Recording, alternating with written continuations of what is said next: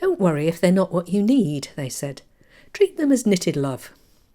That was the advice given to new parents when people knitted booties and sent them as gifts when babies were born. Knitted love. Maybe not any use as a garment, though some of them were, but nonetheless love. People had knitted them with you and the baby in mind, however they turned out. I decided this year that I was going to knit some love as Christmas presents. I got a book.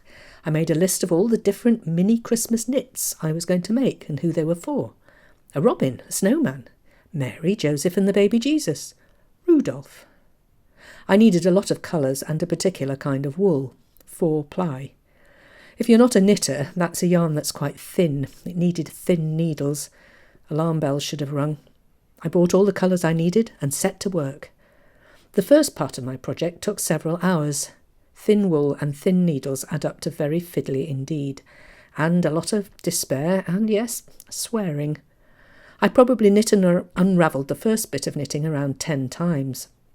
By that stage, the wool was falling apart and was too crinkly to redo.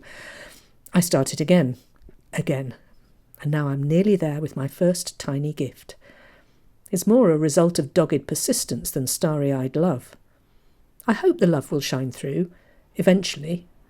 But then love, knitted or otherwise, is sometimes hard work, fiddly, and needs patience and commitment. So, my prayer in these days is not just for my knitting, but for the love that goes with it. And with the psalmist I pray, Lord, prosper our handiwork, O prosper the work of our hands. Amen.